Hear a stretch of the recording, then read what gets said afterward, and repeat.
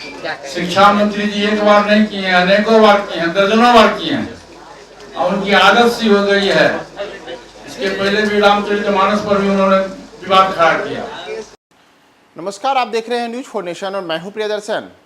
बिहार के शिक्षा मंत्री चंद्रशेखर लगातार हिंदुओं की भावनाओं को आहत करते हैं, रामचरितमानस पर विवादित टिप्पणी करते हैं और बार बार उसे दोहराते हैं। बावजूद इसके रामचरितमानस पर विवादित टिप्पणी करने वाले बड़बोले बिहार के शिक्षा मंत्री चंद्रशेखर पर कोई कार्रवाई नहीं होती है और उन पर कार्रवाई न होने से अब केंद्रीय मंत्री पशुपति पारस भी आहत हैं। दरअसल ये बातें पशुपति पारस का ही कहना है कि बार बार चंद्रशेखर इसी प्रकार से अपने बयानों से हिंदुओं की भावनाओं को ठेस पहुंचाते हैं, लेकिन इसे विडंबना ही कहा जाएगा कि चंद्रशेखर बार बार अपने विवादित बयानों को दोहराते हैं लेकिन उनके खिलाफ कोई कार्रवाई नहीं की जाती है। दरअसल चंद्रशेखर जो मौजूदा समय में बिहार के शिक्षा मंत्री हैं और राष्ट्रीय जनता दल से विधायक हैं, उनका बयान लगातार बिहार में विवादों का कारण बना हुआ है।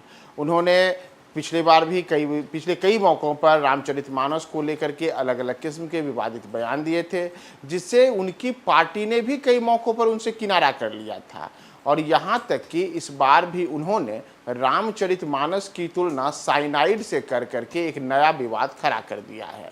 तो इसी को लेकर के आज जब पशुपति पारस पटना में थे तो उनसे सवाल किया गया कि बिहार के शिक्षा मंत्री के इन बयानों को आप कैसे देखते हैं, तो उन्होंने इस पर शिक्षा मंत्री को घेरा है और न केवल शिक्षा मंत्री को घेरा है बल्कि बिहार में जो मौजूदा सरकार है उस पर भी परोक्ष रूप से कटाक्ष किया है कि आखिर ऐसे शिक्षा मंत्री जो बार बार अपने बयानों से विवाद खड़ा करते हैं, उनके बयान से लगातार जो देश के करोड़ों आस्थावान लोग हैं उनकी भावनाएं आहत होती हैं, बावजूद उसके उन पर कार्रवाई नहीं होती है।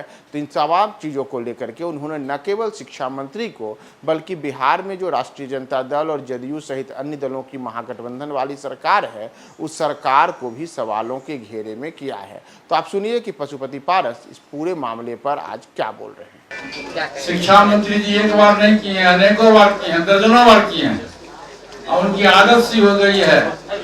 इसके पहले भी रामचरितमानस पर भी उन्होंने विवाद खड़ा किया। अभी आप शिक्षा विभाग में देखिएगा, बिहार में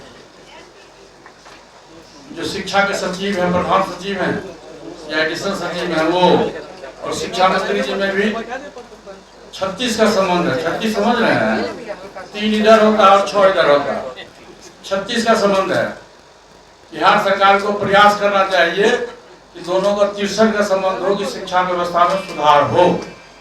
और दुर्भाग्य स्थिति है, दुर्भाग्यपूर्ण स्थिति है बिहार में। शिक्षा इतना महत्वपूर्ण विभाग है जिसमें बच्चों का भविष्य है। इसी भविष्य से इसी बच्चे जो है कल देश का प्रधानमंत्री बनेगा, राष्ट्रपति बनेगा, हम लोग जैसे बड़े पद पर जाएगा और उसके भविष्य को अंधकार बनाए हुए शिक्षा मंत्री और शिक्षा सचिव। प्रधानमंत्री नरेंद्र मोदी से जो नीतीश कुमार ने मुलाकात की थी, यहाँ भी जो है पूर्व राष्ट्रपति रामनाथ कोविंद से मुलाकात की है, कहा जा रहा है डील मिल रहा है, क्या लगता है, ऐसी चर्चाएं हैं? देखिए भाई, समय का इंतजार कीजिए। व्यक्ति बलवान नहीं होता, मैं बार बार कहता हूँ, व्यक्ति बलवान नहीं है, समय बलवान होता है। समय का इंतजार कीजिए। भारत जी, इंडिया गठबंधन ने